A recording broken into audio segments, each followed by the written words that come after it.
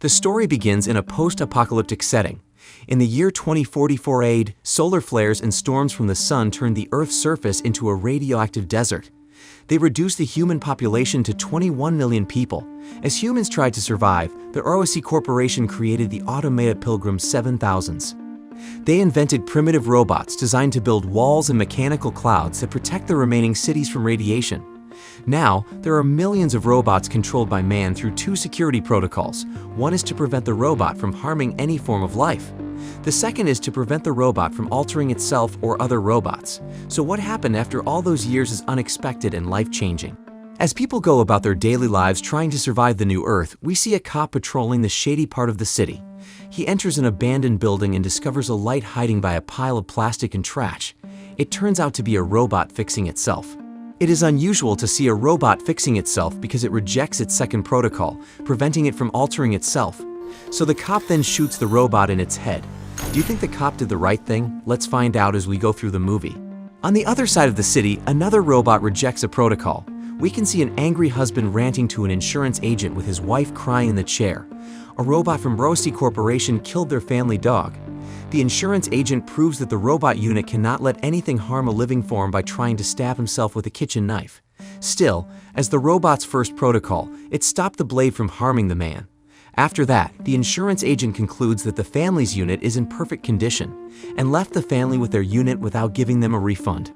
The man in the suit is an insurance agent for the ROC Corporation named Jack. After Jack deals with the family, he goes home to his pregnant wife and falls asleep on their couch until he receives a message from the city technician and has to go immediately. A problem regarding a unit designed to make the wall is malfunctioning, and police shot it, saying it was self-repairing. A technician reported to Jack that the unit had a lot of alterations performed in its carcass. The serial number is still intact so that they can track it down. That isn't the only thing they discovered. Next to the robot were different parts, so she concluded that it was altered to smuggle and steal tools and parts. The doctor then gave Jack the bill, in which ROC has to cover the expenses because it is an altered unit without an owner, and an altered unit is an illegal unit. Until the conflict is solved, ROC's insurance will have to cover the expenses, and to add up, the unit doesn't have a second protocol, which isn't usual. The doctor then thinks that it was the work of a clocksmith. The ROC's insurance company is already failing with every complaint they receive from a unit. The altered robot was already a big problem for the company. That's when Jack reported the incident to his boss, but the boss doesn't believe the cop who reported it, saying he's nuts. But the problem aside, Jack bravely requested to stay away from the city and wanted a transfer to the coast. But his boss didn't like it and said Jack couldn't ask for a better life than he has now. All he has to do is find someone accountable for the mess. After their intense talk, Jack visited the wall from which the altered robot came. The worker wasn't fond of the insurance company pointing fingers at them. He found out that one of the parts that were stolen by the altered robot was a part of an operative robot, Unit 206. Meaning the altered robot must have also altered another robot. Jack went to investigate the unit, but moments later he saw Unit 206 watching him from a distance with its glowing red eyes. Slowly, the unit walked towards the ghetto, and Jack followed him until they arrived at the restricted wall area where Jack was almost shot.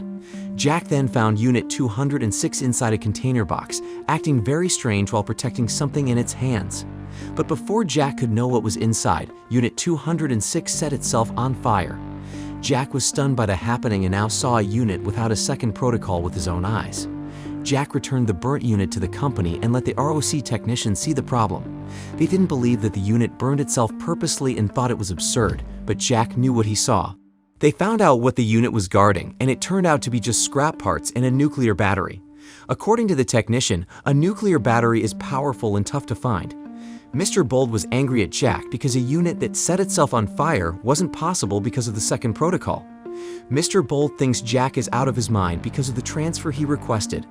But before Jack can have the transfer, he has to deliver the head of the clocksmith to him. So he set on a mission to find out where and what the clocksmith's intention was. After that, he visited the crime scene of the robot and found out that the first robot also had a nuclear battery. It's clear to Jack that the clocksmith wants the nuclear battery, so he goes to the ghetto with the policeman, Wallace, who shot the first robot. On their first night on the mission, they found a robot called Cleo, a female robot, a prostitute. It is a female robot modified to distinguish between pleasure and pain. To discover who modified Cleo, they try questioning her. Wallace hates the scene before him, so he angrily shoots Cleo's leg.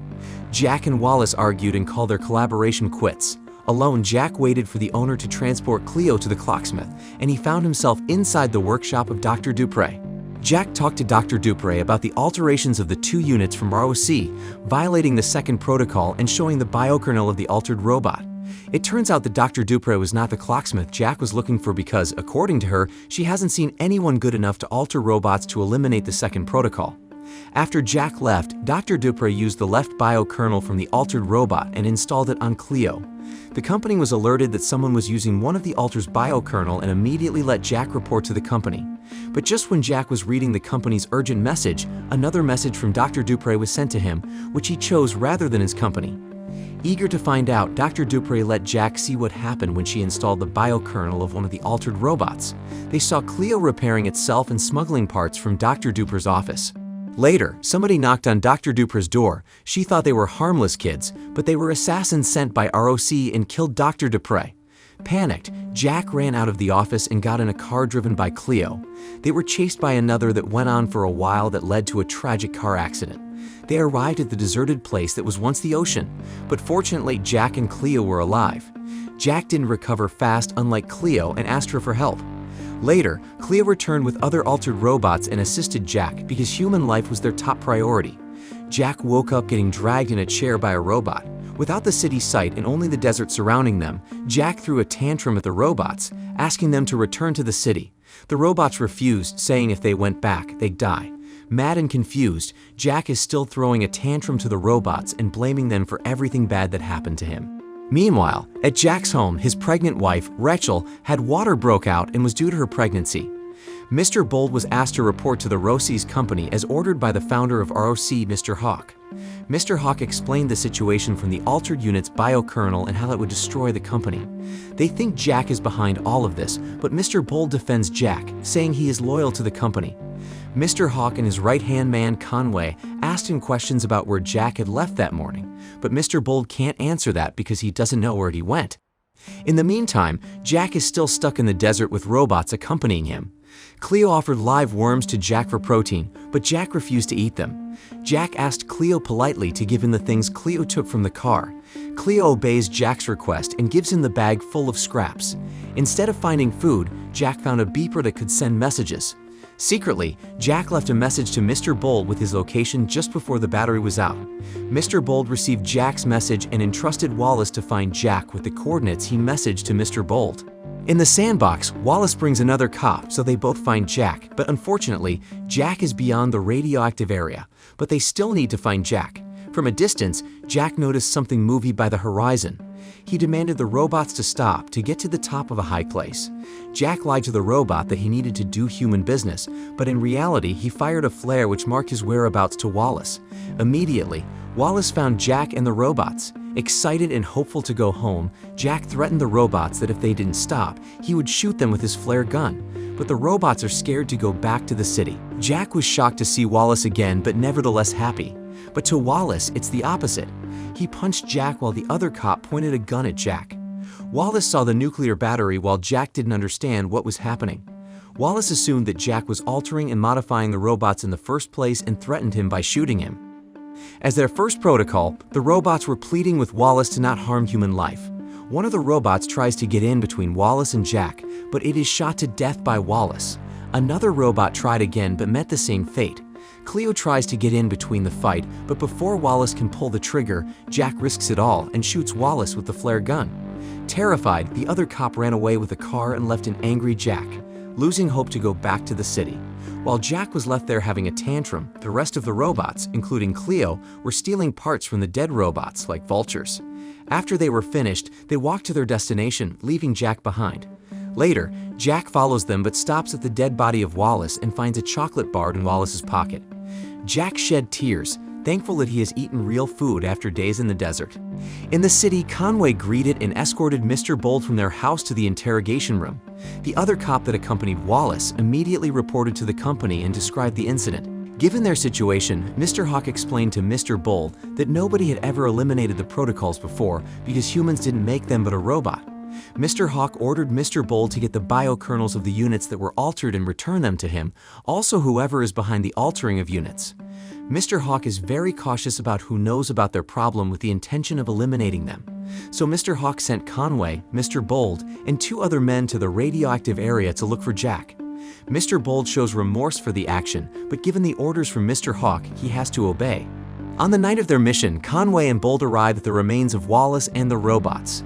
Conway received a call and told them to wait a little longer since 2 women were coming their way. They stood up as a car arrived. It turns out to be Rachel, Jack's wife, and their newborn baby.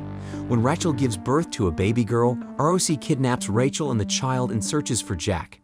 Bold does not want Rachel to get involved, and feeling that everything is messed up, Bold tries to use Wallace's gun to kill Conway, but it is unsuccessful.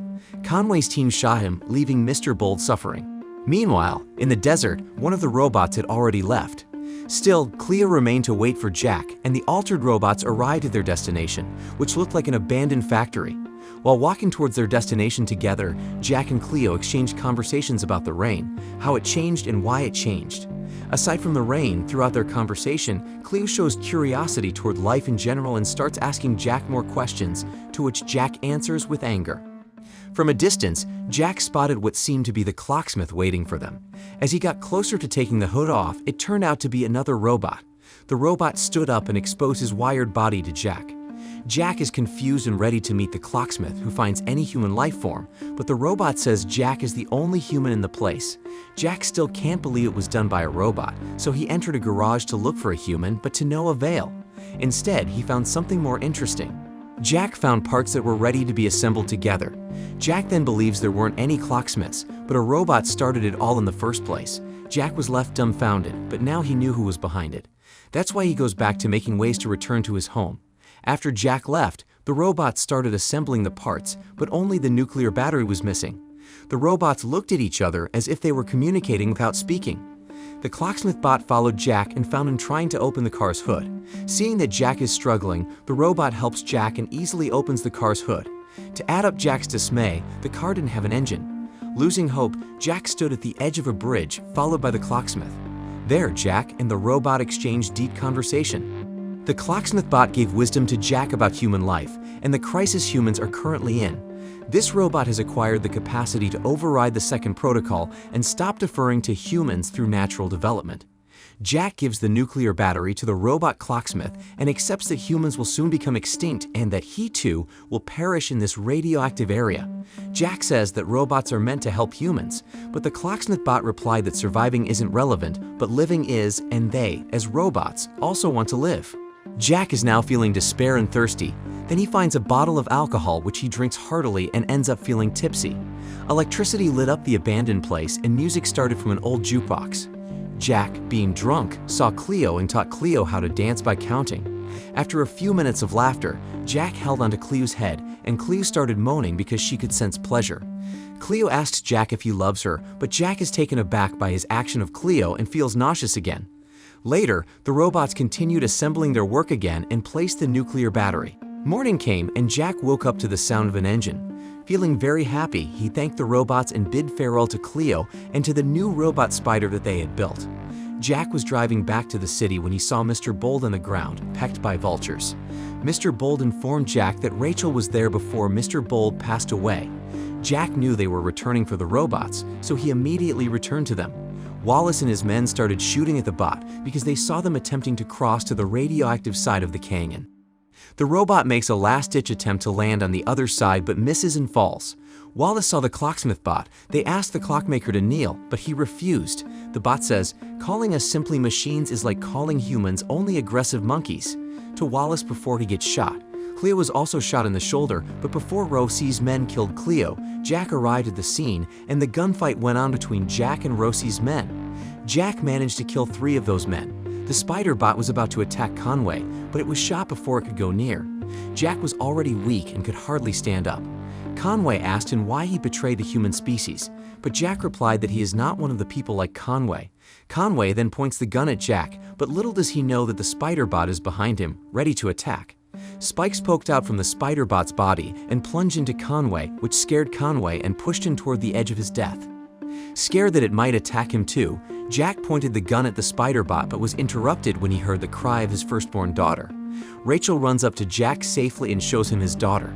Cleo, standing near them and curious about the child, touched her. With a new sense of knowledge and feelings, Cleo and the spider bot passed to the other side of the canyon safely this time. Jack and Cleo bid farewell. Coming to an end, Rachel drives away with a hurt Jack towards an ocean. Jack's desire has always been to live by the ocean. As the movie ends, Cleo and the spider bot will start their new lives in an area so radioactive that humans will never be able to follow. To represent leaving the human form and adopting a new identity as a free-thinking robot, Cleo takes off and drops the face.